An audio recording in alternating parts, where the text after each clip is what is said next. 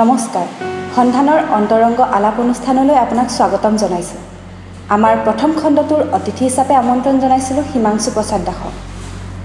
অপেচাদাৰী নাট্য চৰ্চাৰ প্ৰচাৰ আৰু প্ৰসাৰৰ ক্ষেত্ৰত অগ্ৰণী ভূমিকা গ্ৰহণ কৰাসকলৰ ভিতৰত হিমাংশু প্ৰসাদ দাস অন্যতম। কেৱল নাট্য চৰ্চাতে তেওঁৰ প্ৰতিভা সীমিত আছে বুলি ক'লে নিশ্চয় ভুল কৰা হ'ব। এই ছোৱালী এবাৰ ভাল পাই চাবা নেকি শীৰ্ষক এটি অগতানুগতিক শৈলীৰ কবিতাৰেও তেওঁ বেছ চৰ্চিত হৈ পৰিছিল। স্কুলীয়া দিনতে গ্ৰাম্য পৰিৱেশত সাংস্কৃতিক চৰ্চাৰ পৰিৱেশৰ মাজেৰে ডাঙৰ হোৱা হিমাংশু প্ৰসাদ দাসে কটন মহাবিদ্যালয়ত আহি বহল মঞ্চত প্ৰতিভা বিকাশৰ সুবিধা পায়। ইয়াৰ পাছতে জলপানীসহ নেশ্যনেল স্কুল অৱ ড্ৰামাত আহি তেওঁ নামভৰ্তি কৰে। অসমলৈ ঘূৰি আহি পোনপ্ৰথমে তেখেতে ব্যতিক্ৰমী চিন্তাধাৰাৰে গুৱাহাটীৰ চিটিবাছসমূহত এক অনন্য বাটৰ নাটশৈলীৰ চৰ্চা চলাইছিল। ইয়াৰ পাছতে তেওঁ নাটক ৰচনা আৰু পৰিচালনাত মনোনিৱেশ কৰে। তেওঁৰ দুখন বহু সমাদৃত নাটক হ'ল এখন গাঁৱত এটা টিভি আছিল আৰু চাকিৰা আহিব বকুলতলৰ বিহুলৈ। এখন গাঁৱত এটা টিভি আছিল শীৰ্ষক নাটকখনৰ আধাৰত নিৰ্মাণ কৰা দূৰদৰ্শন এটি যন্ত্ৰ শীৰ্ষক চলচ্চিত্ৰখনে বিগত বছৰত বেছ জনপ্ৰিয়তা অৰ্জন কৰিছিল। এই বৰ্ষৰ আৰম্ভণিতেও তেখেতৰ চাকিৰা আহিব বকুলতলৰ বিহুলৈ শীৰ্ষক ছবিখনে অভূতপূৰ্ব সঁহাৰি লাভ কৰিছে। আৰ্টিষ্ট ফেক্টৰী নামৰ অগতানুগতিক এটা দল গঠন কৰি অসমৰ ইমূৰৰ পৰা সিমূৰলৈ বহুকেইজন সহজাত প্ৰতিভাৰ নাট্য চৰ্চাত আগ্ৰহী লোকৰ এটা দল তেওঁ গঠন কৰিছে আৰু সকলোৰে অলক্ষিতে অসমত এক বিশাল নাট্য চৰ্চাৰ ভেটি গঢ়ি তুলিছে। আহকচোন তেখেতৰ মুখেৰে এই সফল যাত্ৰাৰ আভাস লওঁ।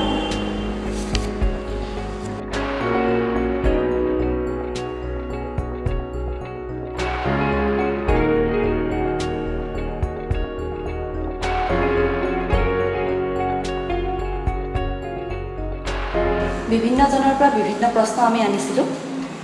এতিয়া মই প্ৰথমতে সুধোঁ, নাটকৰ প্ৰতি আপুনি কেনেকৈ আকৰ্ষিত হ'ল? নে অভিনয় আপোনাৰ সহজাত প্ৰতিভা আছিল বাবে নে ইয়াত থকা গ্লেমাৰৰ কাৰণে? প্ৰথমতে হ'ল এই নাটক কৰিলে অভিনয় কৰিলে যে কিবা গ্লেমাৰ পায় বা টকা ঘটিব পাৰি, এই কথাবিলাক আচলতে বহুত পিছত মানুহে গম পায়। মই ভাবোঁ এইবিলাক কথা গম পাই আচলতে প্ৰথমতে কোনো অভিনয় জগতলৈকে নাহে, আৰু যদি কোনোবাই আহে তেতিয়াহ'লে মই তেওঁলোকক ভাবোঁ যে কোনোবাখিনিত তেওঁলোকে অন্যায় কৰি আছে গোটেই মাধ্যমটোৰ প্ৰতি। আমি য'ত জন্ম হৈছিলোঁ, মোৰ য'ত জন্ম আমৰাংগা নামৰ গাঁওখন, দক্ষিণ কামৰূপৰ এখন গাঁও, তাত সাংস্কৃতিকভাৱে খুব এটা এক্টিভ এটা সক্ৰিয় এটা পৰিৱেশ সদায় আছিলে তাত। এই গাঁওখনত যাত্ৰা পাৰ্টি আমি সকলোৱে জানো, অসমৰ এক ঐতিহ্যপূৰ্ণ এক নাট্য পৰম্পৰা। এই যাত্ৰাৰ কাৰণে দক্ষিণ কামৰূপৰ এক বিশেষ নাম আছে। তো তেনেকুৱা এটা সাংস্কৃতিক পৰিমণ্ডল আছিলে য'ত সৰুতে শিশু চৰিত্ৰ এটাত অভিনয় কৰাৰ কাৰণে এখন নাটকত বিচাৰিলে, অভিনয় কৰিব গ'লোঁ। ভাল লাগিলে কিবা এটা কৰি। কিয় ভাল লাগিছিলে নাজানো, হয়তো ৰিহাৰ্চেলৰ সময়ত মই সৰু আছিলোঁ, মোক কোনোবাই চকলেট দিছিলে সেইকাৰণে ভাল লাগিব পাৰে। হয়তো নাটকৰ দিনা নাটক চাই উঠাৰ পিছত মানুহে বাহ দিলে, বা ইমান ধুনীয়া কৰিছা তুমি এনেকৈ ক'লে, হয়তো সেইটো শুনি ভাল লাগিলে। বা যেতিয়া হয়তো পিছত বিভিন্ন কাৰণ থাকিব পাৰে, হয়তো কলেজৰ দিনত যে কোনোবা ছোৱালীয়ে যেনেকৈ ইমপ্ৰেছ কৰিবৰ কাৰণে ছাপ'জ নাটক কৰিলোঁ। তো এনেকুৱা বিভিন্ন কাৰণ থাকে যিবিলাক কাৰণৰ কাৰণে আচলতে আমি নাটক বা অভিনয়ৰ প্ৰেমত পৰোঁ। কিন্তু কথাটো হ'ল কাৰণ যি নহওক কিবা এটা মজা লাগে, কিবা এটা ভাল লাগে। সেই বেলেগ আৰু পৃথিৱীত 10টা কাম থাকে, কিন্তু আমি সেইটো কামহে কৰিবৰ কাৰণে মন যায়। ঠিক তেনেকৈ নাটক কৰিব আহিছিলোঁ। পিছত এতিয়া কিন্তু কেৱল নাটক কৰাৰ উদ্দেশ্যতাৰ লগত বহুতকেইটা জড়িত হৈ যায়। যেতিয়া গম পালোঁ যে এটা ছ'চিয়েল মিডিয়া, এটা সামাজিক মাধ্যম, গতিকে নাটক এখন কেৱল মোৰ নিজৰ সুখৰ কাৰণে কেৱল নকৰি নাটকখনৰ মাজেৰে আৰু কিবা ক'ব পাৰি নেকি মানুহক, বা কিছু কথা কোৱাৰ প্ৰয়োজন আছে নেকি এজন শিল্পী হিচাপে, এজন আৰ্টিষ্ট হিচাপে, এনেকুৱা চিন্তাবিলাক আহিলে। কিন্তু এইবিলাক বহুত পিছত। প্ৰথমতে কিন্তু হাততালি বা কোনোবাই চাইছে বা ইমান ধুনীয়া তুমি এক্টিং কৰিছা বুলি, এই বস্তুবিলাকৰ আচলতে মোহ আছিলে। তাৰপিছতহে আচলতে পিছত বুজি পালোঁ যে নাটক এটা শক্তিশালী এটা মাধ্যম, গণমাধ্যম, গতিকে নাটকৰ মাজেৰে আমি কিছু কথা ক'ব পাৰোঁ। গতিকে এইবিলাক ষ্টেপ বাই ষ্টেপ মানুহৰ চিন্তাবিলাক বেলেগ হৈ গৈ থাকে। কিন্তু মই তোমাক বাৰে তোমাৰ যিটো প্ৰথম কুৱেশ্যন আছিলে যে গ্লেমাৰ,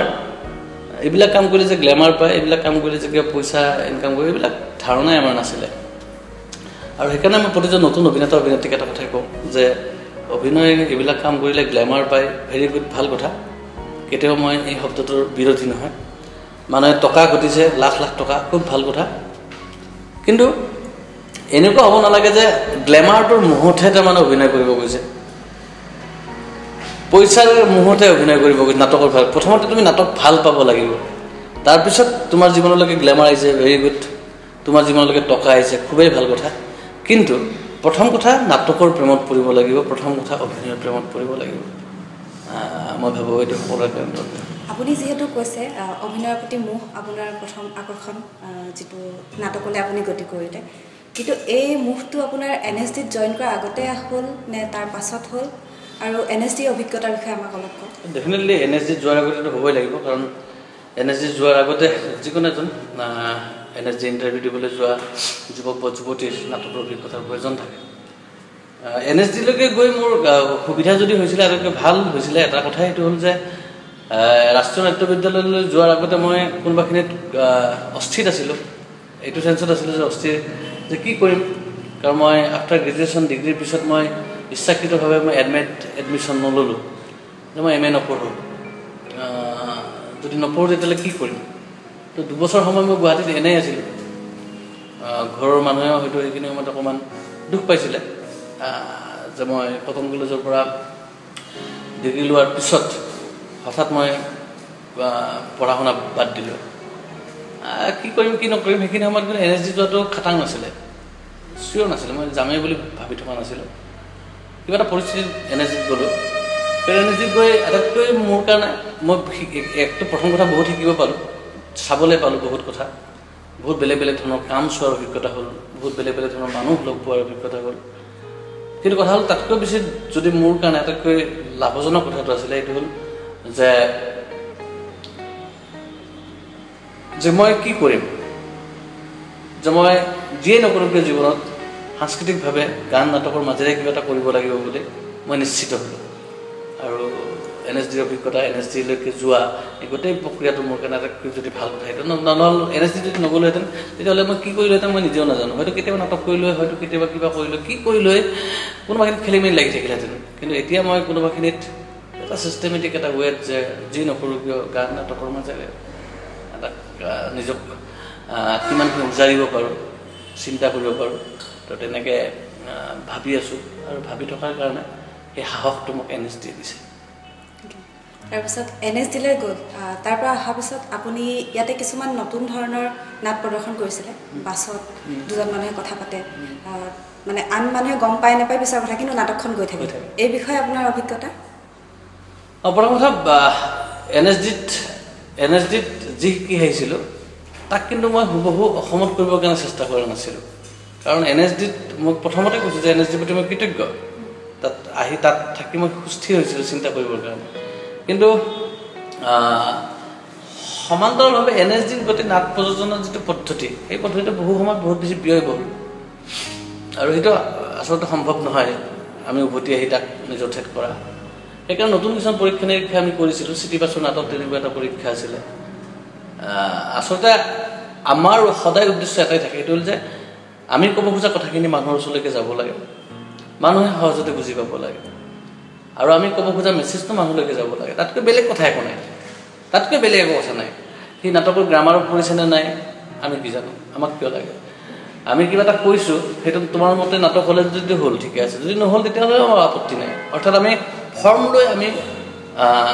মানে দায়বদ্ধ নহয় আমি দায়বদ্ধ আমি কি ক'ম কি ক'ব খুজিছোঁ সেই তেনেকৈ চিটিবাছৰ নাটক ইনভিজিবল থিয়েটাৰ এইটো এটা পৰীক্ষা সেই পৰীক্ষাটো অসমত প্ৰথম হৈছিলে কিন্তু এনেকুৱা নহয় যে পৃথিৱীত আগতে হোৱা নাছিলে চিটিবাছত হোৱা নাছিলে বেলেগ বেলেগ ক্ষেত্ৰত য'ত যেনেকুৱা যি পৰিৱেশ তেনেকুৱা সুবিধা কিছুমান লৈ নাটকৰ কিছুমান পৰীক্ষা নিৰীক্ষা হৈছিলে য'ত নাটকখন চলি থকা সময়ত মানুহে গম নাপায় যে এইখন নাটকখন শেষ হোৱাৰ পিছতে গম পায় যে এইখন অকণমান আগতে যি ঘটি আছিলে সেয়া এখন নাটক আছিলে তো তেনেকুৱা এটা অভিজ্ঞতা আছিল আৰু বহুত তেনেকুৱা ধৰণৰ আমি কাম কৰিছিলোঁ এইখিনি সময়ত আমি লাইভ পেইণ্টিং বুলি এটা প্ৰগ্ৰেম কৰিছিলোঁ সেইটো নাটক ঠিক নহয় কিন্তু ৰাস্তাৰে আমি গৈ আছোঁ আৰু আমাক মানুহে চাইছে আৰু মানুহে যে আমাক চাইছে তাৰ মাজতে কিবা এটা মেছেজ ওলাইছে চাপ'জ পেইণ্টিং এখন আমি সদায় ক'ত চাব যাব লাগে আৰ্ট গেলেৰীত কিন্তু ভাবি লোৱা যে এখন পেইণ্টিং নিজেই যদি ৰাস্তাৰে গৈ থাকে পেইণ্টিংখন যদি জীৱন্ত হয় অৰ্থাৎ আমি নিজেই যদি এখন পেইণ্টিং হৈ যাম আৰু আমি যদি নিজেই মানুহৰ ওচৰলৈকে যাওঁ তেনেকুৱা এটা পৰীক্ষা আছিলে লাইভ পেইণ্টিং ঠিক তেনেকৈ চিটি বাছৰ নাটকৰ কথা ক'লোৱে আমি এবাৰ এখন নাটক কৰিছিলোঁ এটা দিনত 1000 প্ৰদৰ্শনী কৰিছিলোঁ এখন নাটক এটা দিন আৰু 1000 শ্ব' গোটেই অসমত ভোক নামৰ নাটক আছিলে তাৰ উদ্দেশ্য আছিল যে গোটেই অসমত বিভিন্ন ঠাইত নাটক কৰি থকা মানুহবিলাক এটা দিনত একেলগে আমি একত্ৰিত হোৱা আৰু একেলগে কিবা এটা কৰিছোঁ এইটো এটা বেলেগ ধৰণৰ স্পিৰিট আছিলে আমি বজনাথ শৰ্মা অসমৰ নাট্য জগতৰ কাৰণে তেওঁলোক শেষ অৱদান আছে মঞ্চত মহিলাক অভিনয় কৰিবলৈকে লৈ অহা তেওঁই প্ৰথম পৰিচালক আছিলে তেখেতৰ মৃত্যু দিৱসত আমি তেখেতক শ্ৰদ্ধাঞ্জলি জনাই এটা দিনত এখন নাটকৰ 1000 প্ৰদৰ্শনী কৰিছিলোঁ এইটো 2011 চনৰ কথা তো কেৱল উদ্দেশ্য এটাই যে আমি ক'ব লাগে মানুহক কথা কম খৰচত ক'ব লাগে সেইটো এটা বিৰাট ডাঙৰ কথা বহুত ডাঙৰ বাজেট আমাৰ নাথাকে সহজে ক'ব লাগে আৰু আমি বিচৰা মানুহখিনিৰ কাষলৈকে আমাৰ মেছেজখিনি যাব লাগে ইমানখিনি এই উপায়টো আপুনি চাকিৰা আহিব বকুল তলৰ বিহুলৈ সেইখনৰ প্ৰচাৰৰ ক্ষেত্ৰতো কৰিছিলে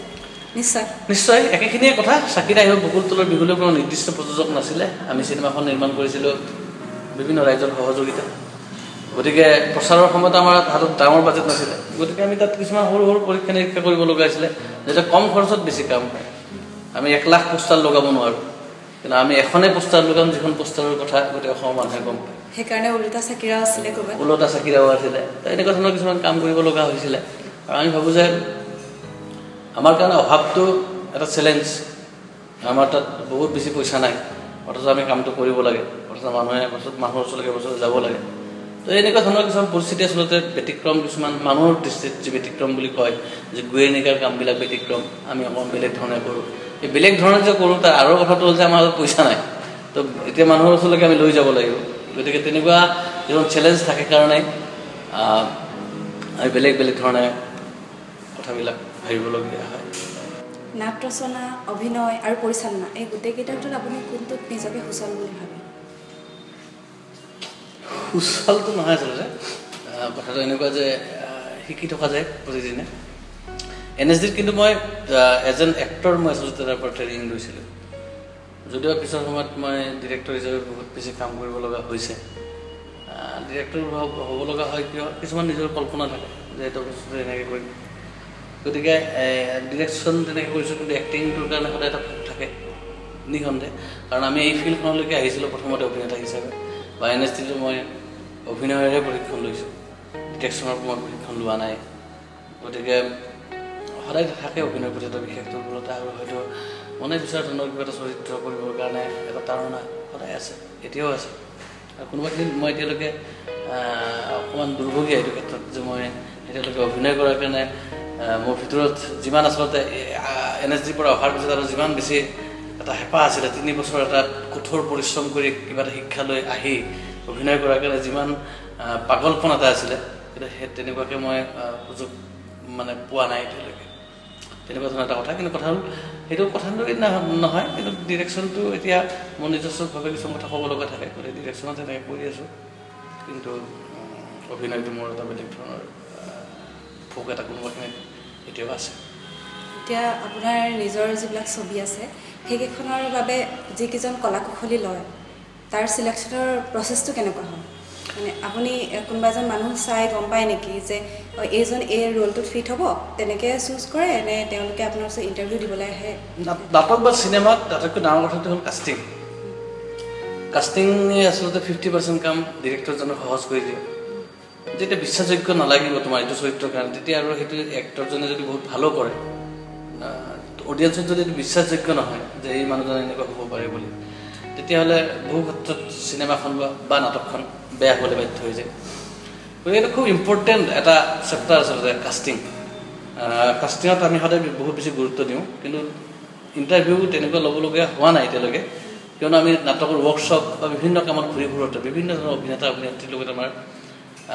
যোগাযোগ হয় আমি তেওঁলোকৰ কাম দেখা পাওঁ তেওঁলোকৰ লগত আমাৰ বন্ধুত্ব থাকে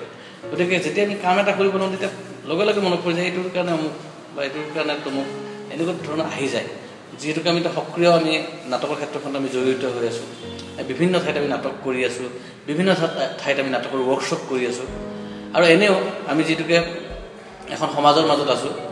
আমি সামাজিক জীৱন এটা কটাই আছোঁ বিভিন্নজন ব্যক্তিৰ লগত আমি কাম দেখি থাকোঁ চাই থাকোঁ গতিকে সেইকাৰণে কাষ্টিং কৰিবৰ সময়ত ইণ্টাৰভিউ লৈ কাষ্টিং কৰিব লগা এতিয়ালৈকে হোৱা নাই হয়তো কাইলৈ তাত বিশেষ চৰিত্ৰৰ কাৰণে প্ৰয়োজন হ'বও পাৰে কিন্তু এতিয়ালৈকে আমি যিখিনি নাটক কৰিছোঁ বা এখন চিনেমা কৰিছোঁ তাৰ কাষ্টিংটো আমাৰ কাৰণে অতি সহজ হৈ আছিলে কিয়নো সেই চৰিত্ৰবিলাক সেই ল'ৰা ছোৱালীবিলাক আমাৰ ওচৰে পাজৰে থকা ল'ৰা ছোৱালী আছিলে যাক আমি লগ পাইছোঁ আগতে বহুতবাৰ বা একেলগে আগতে কাম কৰিছোঁ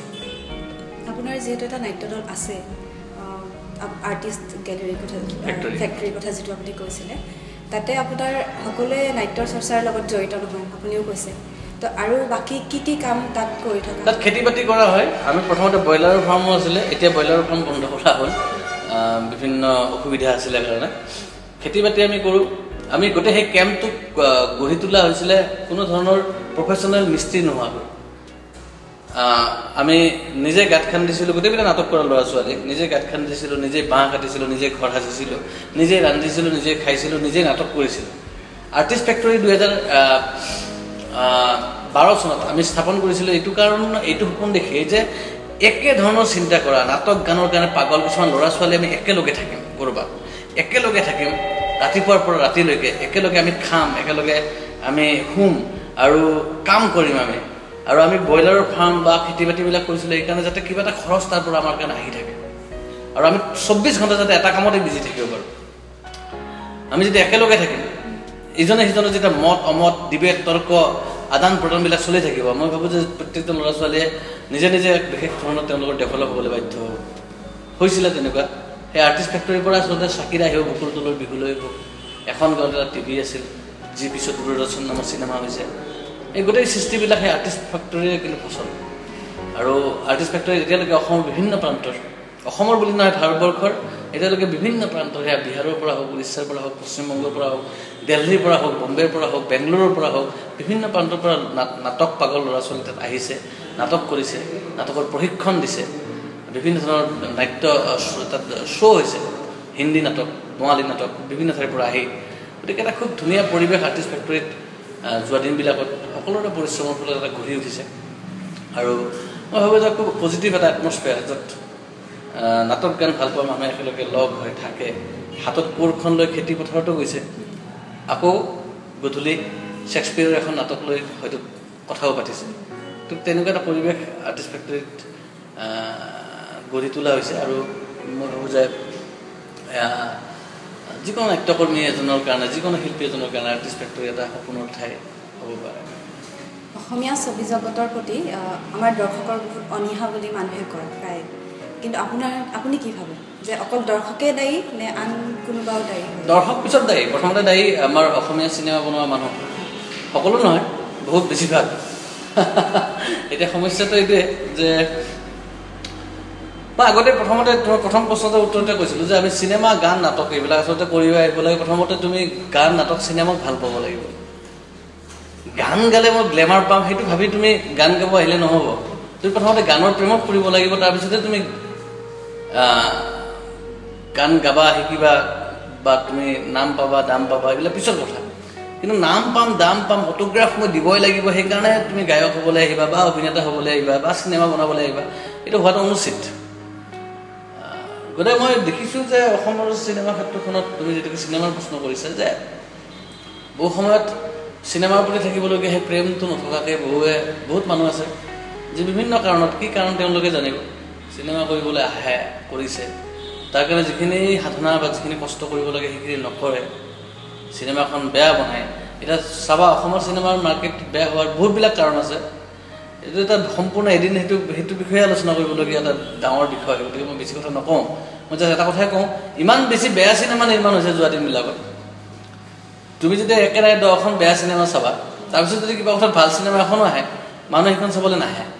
কাৰণ অলৰেডি 10খন চিনেমা তুমি চালা এইখনতো তুমি মানে লষ্ট হ'ল তোমাৰ এইখনতো চালা এইখনৰ বেয়া লাগিলে এইখন চালা এইখনৰ বেয়া লাগিলে তাৰপিছত যদি মাজতে কিবা এখন চিনেমা ভাল আহিও যায় এইখন চিনেমা দৰ্শকৰ এনেকুৱা হৈছে যে এই আমটো টেঙা আমেই হ'ব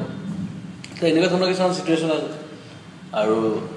দৰ্শকৰতো কি দুখ আছে দৰ্শকৰ দুখ কোনো পৰ্যায়তে থাকিব নোৱাৰে কাৰণ মানুহে নিজৰ পইচা যায় চিনেমাখন চাবলৈ গ'লে সময় যায় দ্বিতীয়তে চিনেমা চিত্ৰগৃহৰ সমস্যাটো এটা ডাঙৰ সমস্যা অসমত প্ৰপাৰলি চিনেমা য'ত অসমীয়া চিনেমা চাবলৈ দৰ্শক আছে অসমীয়া মানুহ আছে তেনেকুৱা আচলতে 20টা মানে চিত্ৰগৃহ নাই অসমত ভাল ঠাই 20টা চিত্ৰগৃহৰে তুমি চিনেমাখন হিট কৰিব নোৱাৰা ছুপাৰ হিট কৰিব নোৱাৰা ইম্পচিবল গতিকে চিনেমা হল লাগিব সেইটো এটা কথা তাৰপিছতে চিনেমা হল লাগিব তাৰপিছতে তোমাৰ গোটেই চিষ্টেম যিটো ডিষ্ট্ৰিবিউটৰ এই গোটেই বম্বেৰ পৰা পৰিচালিত হয় গোটেই চিনেমা আমাৰ কি পৰিৱেশন হ'ব কেনেকৈ হ'ব ক'ত হ'ব কেইটা বজাত হ'ব এই চিষ্টেমটোৰ ওপৰত আমাৰ কাৰো একো হাত নাথাকে আৰু যিটোকে অসমীয়া চিনেমা বুলি নহয় যিকোনো ৰিজনেল লেংগুৱেজৰ চিনেমা এখনৰ ওপৰত তোমাৰ বলিউডৰ চিনেমাৰ প্ৰত্যাহ্বান থাকে বলিউডৰ চিনেমাটো হিউজ বাজেটৰ চিনেমা হয় এটা সৰু বাজেট লৈ আমি যিখন যুদ্ধ কৰিম যেতিয়া 100 কোটি টকা লৈ অহা এখন চিনেমা আৰু আমি 20 লাখ টকা 25 লাখ টকাৰে বনোৱা এখন চিনেমাৰ মাজত আসলে তুলনা নহয় এনেকুৱা ধৰণৰ বিভিন্ন কথা আছে কিন্তু কথাটো হ'ল সেইটো এটা মানে কি বুলি কওঁ পুৰণি সমস্যা আচলতে কাৰণ চিনেমা বোলা মাধ্যমটো আচলতে ধনী মানুহৰ মাধ্যম যদিওবা ডিজিটেল যুগত আমি হেণ্ডিকেম এটা লৈ আমি 5D এটা লৈ লগৰ বন্ধু কেইজন মানে আমি শ্বুটিং এটা কৰি দিওঁ চিনেমা কৰিব পাৰোঁ নোৱাৰি বুলি মই নকওঁ কিন্তু চিনেমাটো এতিয়াও চিনেমা আগতকৈ নিৰ্মাণ হলিটো যদিওবা সহজ হৈ গৈছে তথাপিও চিনেমাটো সম্পূৰ্ণৰূপে এতিয়াও এটা পুঁজিপতিৰ মাধ্যম ধনী মানুহৰ মাধ্যম কাৰণ চিনেমা এখন তুমি বনোৱাটো ডাঙৰ কথা নহয় চিনেমাখন ৰিলিজ দিয়াটো ডাঙৰ কথা চিনেমা বনাব পাৰে সকলোৱে চিনেমা সকলোৱে বনাব পাৰে আজিকালিৰ যুগত চিনেমা বনোৱাৰ কাৰণে যেনেকুৱা কেমেৰা লাগে তেনেকুৱা কেমেৰা আজিকালি লগৰ বন্ধুৰ মাজত 10জনৰ মাজত এজনৰ মাজত থাকে অভিনেতা অভিনেত্ৰী হৈ যায় সব হৈ যায় চিনেমা এখন বনোৱা আৰু চিনেমা এখন ৰিলিজ দিয়া তাৰ মাজত কিন্তু আকাশ পাতাল পাৰ্থক্য আছে গতিকে সেই গোটেই চিষ্টেমটো অলপ বেলেগ ধৰণৰ এনিৱে তথাপিও মই ভাবোঁ যে চিনেমা যিকোনো আৰ্ট ফৰ্ম যিমানবিলাক আছে এতিয়ালৈকে পেইণ্টিং হওক নাটক হওক গান হওক তাৰে ভিতৰত আটাইতকৈ মডাৰ্ণ আৰু এডভান্স যিটো ফৰ্ম সেইটোক চিনেমা বুলি কয় গতিকে চিনেমা সেইকাৰণে এটা শক্তিশালী মাধ্যম গতিকে চিনেমা সেই মাধ্যমটো মাজেৰে আমি বিভিন্ন কথা ক'ব পাৰোঁ বহুত মানুহৰ ওচৰলৈকে যাব পাৰোঁ গতিকে তাক আমি চিন্তা কৰিব লাগিব যে কম বাজেটত কম টকাৰে কেনেকৈ চিনেমা মাধ্যমটোৰ মাজেৰে আমি আমাৰ মনৰ কথাবিলাক ক'ব পাৰোঁ কিন্তু এইটো এটা দীঘলীয়া প্ৰচেছ এদিনতে তাৰ সমাধান চাগে নোলাব ঠিক আছে চিনেমাৰ কথা বাদ দি আপোনাৰ এই ছোৱালী এবাৰ ভাল পাই চাবা নেকি তালৈ যাম এই কবিতাটো লিখাৰ সময়ত সেই সময়ত এনেধৰণৰ কবিতা নাছিলে তো আপোনাৰ কেনেকৈ এই কথাটো মনলৈ আহিলে মই এই কবিতাটো আগৰ সৰুৰ পৰাই লিখিছিলোঁ কিন্তু এই কবিতাটোৰ ক্ষেত্ৰত মই যদি কওঁ যে মোৰ দুজন বন্ধু আছিলে কটনত সিহঁত মোৰ জুনিয়ৰ আছিলে শ্বাহজাহান বুলি ৰক্তিম ঠাকুৰীয়া নামৰ আৰু হুছেইন মহম্মদ শ্বাহজাহান ইহঁত দুজন আছিলে বঙালী কবিতাৰ ভক্ত ৱেষ্ট বেংগলত এটা মানে এটা আন্দোলন এটা হৈছিলে সাহিত্যৰ জগতত এটা আন্দোলন হৈছিলে এটা হাংৰি জেনেৰেশ্যন বুলি এটা জেনেৰেশ্যন আছিলে মানে এটা সময় কয় তেওঁলোকে কবিতাৰ ভাষাবিলাকক লৈ পৰীক্ষা নিৰীক্ষা কৰিছিলে যে কবিতা সদায় কিয় ড্ৰয়িং ৰুমত থাকে কবিতা সদায় গভীৰ শব্দৰে কিয় কবিতা যিটো কথা মনত আহিছে সেইটো কথা আমি ডাইৰেক্টলি কিয় ক'ব নোৱাৰোঁ কবিতা মানে যে বহুত অলংকাৰ কিয় এনেকুৱা ধৰণৰ কিছুমান পৰীক্ষা নিৰীক্ষা হৈছিলে ফাল্গুনী ৰায় নামৰ এজন কবি আছিল সেই কবিজন আটাইতকৈ সেই আন্দোলনটোৰ এজন শক্তিশালী সদস্য আছিল খুব কম বয়সত ঢুকাইছিলে তেওঁ 23 নে 25 বছৰ বয়সত ঢুকাইছিলে খুব ভয়ংকৰ কিছুমান কবিতা লিখি গৈছিলে তো শ্বাহজাহান আৰু ৰক্তিম তেওঁলোক দুয়োজনে মোক ইনস্পায়াৰ কৰিছিলে যে আপুনি তেনেকুৱা ধৰণৰ কবিতা অসমীয়াত লিখক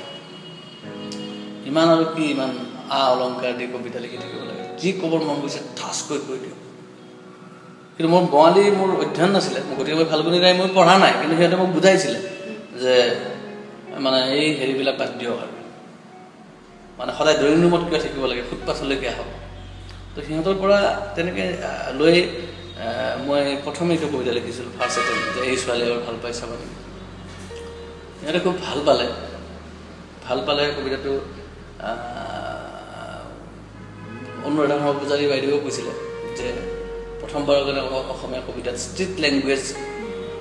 ইউজ কৰি যে তেনেকুৱা পৰীক্ষা নিৰীক্ষা লেটিন আমেৰিকাত বহুত হৈ গৈছে পশ্চিমবংগত হৈ গৈছে কিন্তু অসমত হোৱা নাছিলে যি নহওক মোৰ বন্ধু দুজনৰে দেখুৱাই দিয়া ৰাস্তা এটাৰে হওক বা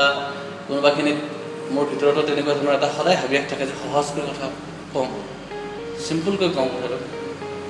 তেনেকৈ এই ছোৱালী এবাৰ ভাল পাই চাবা নেকি জন্ম হৈছিলে বা কবিতা তেনেকৈ লিখিছোঁ আৰু ভাল লগা কথা এইটোৱে যে কবিতাটো লিখিছিলোঁ 2003 চনত আৰু আজিৰ তাৰিখতো ক'ৰবাত মই যিমান ঠাইত গৈছোঁ ঘূৰি মেলি শেষত গৈ মানুহে আল্টিমেটলি সেইটো কবিতাৰ কথাই পাতে বা কবিতাটো মাতিবলৈ কয় তো এইটো এটা ভাল এটা স্মৃতি আচলতে ক'বলৈ গ'লে গোটেই প্ৰচেছটো কবিতাটো লিখাৰ আপোনাৰ পিছতো বহুতেই লিখিছে এনেকুৱা ধৰণৰ কবিতা আপুনি পঢ়িছে নাই পঢ়িছোঁ বহুত কবিতা আপোনাৰ কেনেকুৱা লাগে তাৰ কিন্তু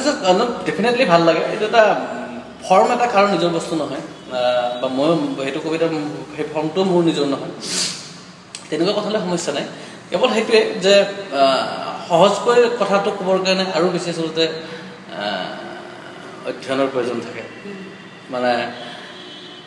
সহজকৈ কোৱাৰ কাৰণে আচলতে বেছি জনাৰ প্ৰয়োজন থাকে মই ভাবোঁ গতিকে মই নতুন প্ৰজন্মৰ কবিসকলৰ ক্ষেত্ৰত মই এটা কথাই কওঁ যে প্ৰায় মোৰ বহুতবিলাক নতুন প্ৰজন্মৰ কবি বন্ধু বান্ধৱী মোৰ চিনাকি মোৰ অতি অন্তৰংগ ফ্ৰেণ্ড বন্ধু আছে সমস্যাবিলাক কি হয় বেছিভাগ নতুন প্ৰজন্মৰ কবিয়ে নিজৰ কবিতাটোহে লিখে আনৰ কবিতা কেতিয়াও নপঢ়ে গতিকে সেই অধ্যয়নৰ অভাৱটোৱে কোনোবাখিনিত তেওঁলোকৰ কবিতাটো কিমান দুৰ্বল হৈছে বা কিমান কবিতাটোক আৰু উন্নত কৰিব পৰা স্কোপ আছে এই কথাবিলাক তেওঁলোকে নজনাকৈ থাকি যায় মাজতেতো এজন কবি মই ক'লোঁ যে কিবা খং উঠিলে মোৰ কিবা কথাত তেওঁ ক'লোঁ যে কোন তিনিজনমান কবিৰ নাম ক'ব ক'লোঁ তেওঁ অসমৰ তেওঁ হোমেন বৰগোহাঁই হীৰেণ গোহাঁই তেনেকৈ কিবা কিবি ক'লে মই বোলো হীৰেণ গোহাঁই কেতিয়া কি কবিতা লিখিছে মই নাজানো বাৰু যি নহওক হোমেন বৰগোহাঁই কলেজত থকা দিনত এটা কিবা কবিতা লিখিছিলে তাৰপিছতে তেওঁ কোনো কবিৰ নামেই নাজানে এজন কবিৰ নাম নাজানে আৰু পিছত তেওঁ সগৌৰৱে ঘোষণা কৰিলে যে মই কবিতা নপঢ়োঁ তেওঁ কিন্তু কবিতা লিখে ফেচবুকত সপ্তাহত 5টামান লিখে কিবা কবিতা অডিঅ' চিডিঅ' উলিয়াইছে গতিকে এই কথাবিলাক কোনোবাখিনিত মই ভাবোঁ যে তেওঁ যে কিমান তলত আছে সেইটো কথা তেওঁ নিজেই গম নাপায় তুমি গম পালেহে তুমি ঘূৰি চালেহে তুমি গম পাবা যে তুমি পৃথিৱীখন দেখোন বহুত আগুৱাই গ'ল মই কি কথা পাতি এইবিলাক কথা আজিৰ পৰা 1970 চনত পাতিছিলে আজি নাপাতে এইটো কথা আজি যদি আৰু কোনোবা মানুহে দৌৰি দৌৰি আহি কয় যে আমাৰ গাঁৱত আমাৰ দাদা এজনৰ এনেকুৱা এটা বস্তু আছে আৰু এই বস্তুটোৰে কথা পাতিব পাৰি মেছেজ কৰিব পাৰি এনেকৈ যদি আহি কোনোবাই ইনফৰমেশ্যন দিব আহে তোমাক তেতিয়া হাঁহি উঠিব কাৰণ প্ৰত্যেকৰে হাতে হাতে মোবাইল থাকে এনেকুৱা এটা যুগত মোবাইল ফোন বুলি এটা বস্তু ওলাইছে বুলি কোনোবাই যদি আমাক জনাবও আহে তেতিয়া এইটো হাঁহি উঠা কথা ঠিক তেনেকৈ কবিতাৰ ক্ষেত্ৰতো মই ভাবোঁ যে নতুন প্ৰজন্মৰ কবিসকলে সকলো নহয় ভালতো বহুত আছে কিন্তু মই বেছিভাগৰ ক্ষেত্ৰত কৈছোঁ যে পঢ়া শুনা কৰিব লাগে আপুনিও বহুতখিনি পঢ়া শুনা কৰিছে নিশ্চয় তো তাৰ মাজত আপোনাৰ কোনজন কবিৰ কবিতা ভাল লাগে বহুত কেইজন কবি আছে আৰু মানে কবিতা হওক গান হওক এইবিলাক কি হয় যে বহুতৰ হয়তো কোনোবা যদি এটা গান থাকে দুটা গান থাকে এনেকৈ বহুত গান থাকে তথাপিও মই যদি তুমি কোৱা একেষাৰে মই ক'ব খোজোঁ যে বিপুলজ্যোতি শইকীয়া তেওঁৰ কবিতাই তেওঁৰ বাক্যবিলাকে তেওঁৰ শব্দবিলাকে তেওঁৰ চিন্তাবিলাকে বেলেগ ধৰণে এটা সেয়া দিছিলে এজন কবি তেওঁ অসমৰ সমাজ জীৱনৰ পৰা হেৰাই গ'ল বহুতে গম নাপায় তেনেকুৱা ধৰণৰ তেওঁ আচলতে এখনে কবিতাৰ সংকলন ওলাইছিলে তাৰপিছত তেওঁ নিৰুদ্দেশ হৈ থাকিলে হেমাংগ কুমাৰ দত্ত তেওঁৰ অথবা নামৰ এখন কবিতাৰ সংকলন আচলতে হীৰেণ গোহাঁই আৰু হোমেন বৰগোহাঁয়ে কৈছিলে যে তেওঁৱেই অসমৰ শেষজন কবি বুলি ঘোষণা কৰিছিলে সঁচা অৰ্থতে আটাইতকৈ শক্তিশালী তেওঁৰ কলমটো আছিলে মই ভাবোঁ যে হেমাংগ দত্ত পিছত নতুন প্ৰজন্মত ইমান শক্তিশালী কবি ওলোৱা নাই যিয়ে অথবা পঢ়িব তেওঁ নিজেই স্বীকাৰ কৰিব কিন্তু হেমাংগদা ক'ত আছে কি আছে কোনেও নাজানে ঠিক তেনেকৈ মই কিছুমান বদমাচি কবিতা লিখাৰ সৰু সৰু কিছুমান ধেমেলীয়া কিছুমান কথা মই সৌৰভ শইকীয়াৰ খুব এটা মজা পাইছিলোঁ তেওঁৰ শৈলী তেওঁ যি ধৰণৰ শব্দৰ বিন্যাস এই বস্তুবিলাক খুব ভাল লাগিছিলে বাকী অতনুদা জীৱন নৰ এনেকুৱা ধৰণৰতো আছেই বিভিন্ন ধৰণৰ আছে তেনেকৈ ক'ব গ'লে নাম বহুতে কিন্তু মই বিপুলজ্যোতি শইকীয়া আৰু হেমাংগ দত্ত এইজন মই বহুত শ্ৰদ্ধা কৰোঁ বা ভাবোঁ আৰু যে অসমৰ বেলেগ ধৰণৰ কণ্ঠ তেওঁ সমালোচনা এটাও ছবি এখনৰ প্ৰচাৰত সহায় কৰে নেকি ডেফিনেটলি এইটোতো কৰে আৰু সমালোচনাটো বা যিকোনো বিতৰ্ক যিবিলাক কথা আল্টিমেটলি চিনেমাখনৰ প্ৰতি মানুহৰ কি উৎসুকতা জন্ম হ'ব লাগে আমি যেতিয়া চিনেমা বুলি নহয় যিকোনো এটা প্ৰডাক্ট যেতিয়া আমি চেল কৰিবলৈ যাম সেই প্ৰডাক্টটো সম্পৰ্কে মানুহৰ প্ৰথম কথাটো হ'ল যে এই বস্তুটো কি হ'ব কেনেকুৱা হ'ব কিয় ভাল লাগিব কিয় বেলেগ হ'ব দেই কিন্তু এনেকুৱা ধৰণৰ যদি আমি এটা উৎসুকতা মানুহৰ মনত যদি আমি সোমোৱাই দিব পাৰোঁ তেতিয়াহ'লে ডেফিনেটলি সেইটো এটাতকৈ সফল প্ৰচাৰ এটা সফল এটা মই ভাবোঁ যে পৰিকল্পনা বুলি ভাবোঁ তাৰপিছতে মানুহে বস্তুটো ল'ব নে নল'ব মানুহ প্ৰথমতে গম পাব লাগিব যে এনেকুৱা এটা বস্তু আহিছে আৰু বস্তুটো অহা বুলি গম পালেই নহ'ব যে বস্তুটো অলপ বেলেগ হ'ব দেই এনেকুৱা ধৰণৰ এটা ভাৱ এটা মানুহৰ মনত জন্ম দিব পাৰিব লাগিব গতিকে গোটেই কথাবিলাকত সমালোচনাৰ ভূমিকা থাকে বিতৰ্কৰ ভূমিকা থাকে আৰু বিভিন্ন ধৰণৰ থাকে চমক কিছুমান থাকে আৰু এতিয়া আমি বাহুবলী সকলোৱে আদৰি লৈছোঁ এনেকুৱা ধৰণৰ কাহিনী মানে ধৰি লওক পুৰণি ধৰণৰ তো আমাৰ অসমতো বহুত আছে এনেকুৱা কাহিনী হিষ্ট্ৰীলৈ চালে তো আহোম ৰাজত্ব আছিলে তেতিয়াৰ কাহিনীও আছে আনকি আমি ক'ব খোজোঁ অসীমত যাৰ হেৰাল সীমা এতিয়াও মানুহে আদৰি লয় আগতেও আদৰি লৈছিলে তো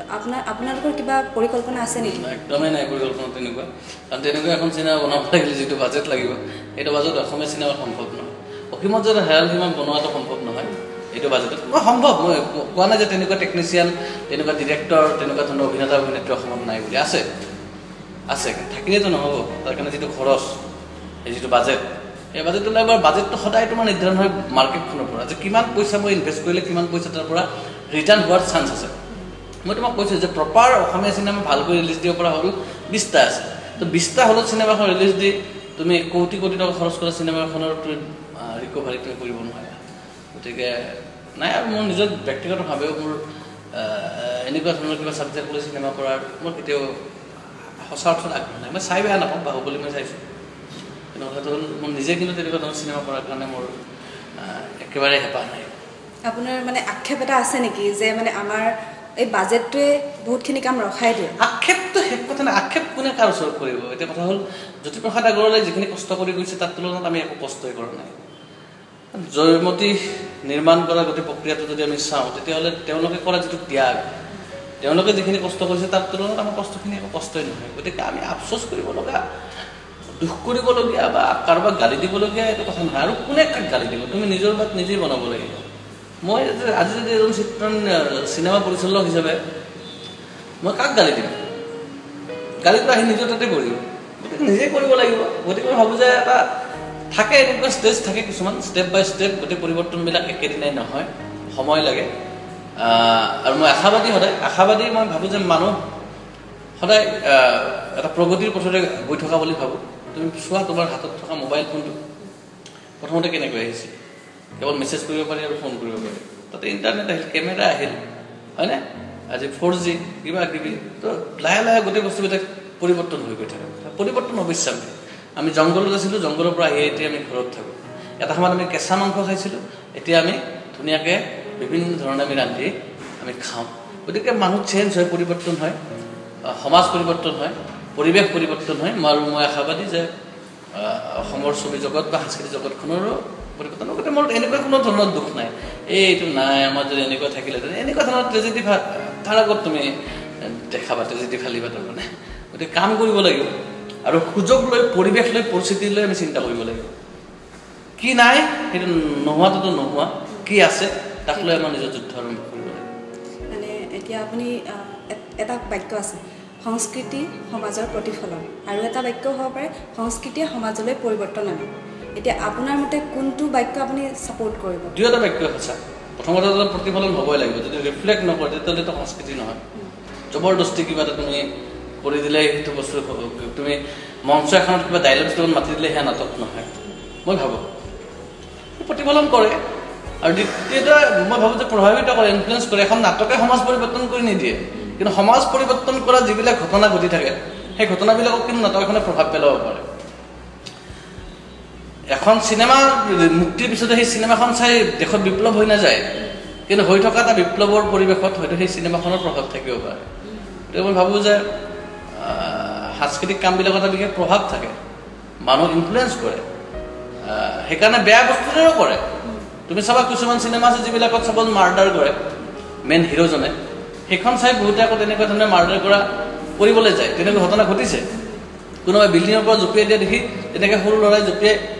হাত ভৰি ভাগিছে তেনেকুৱা ঘটনাও ঘটিছে গতিকে পজিটিভ ইম্পেক্টটো থাকে নিগেটিভ ইম্পেক্টটো থাকে আৰু এজ এ পাৰ্চন এজন হিউমেন বিং হিচাপে এজন সমাজৰ মানুহ হিচাপে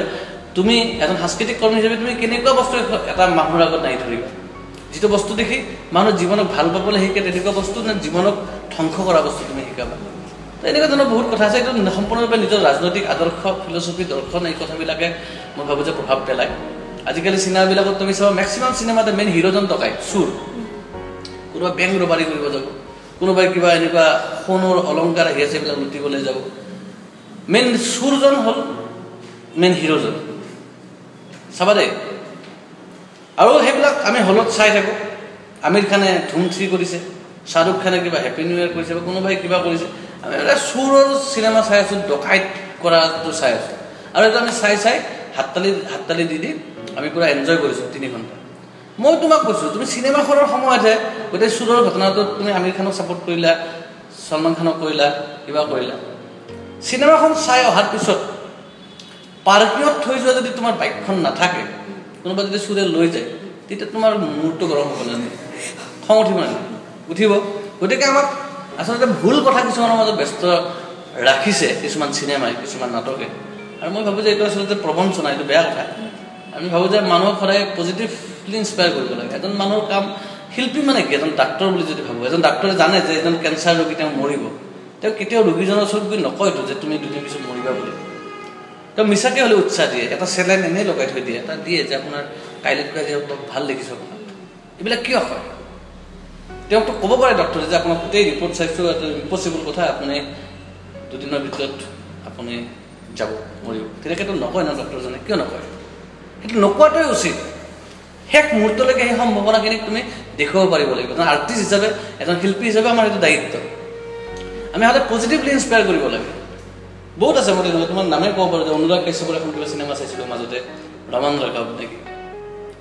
সকলো সময়তে কেঅটিক মানে তোমাৰ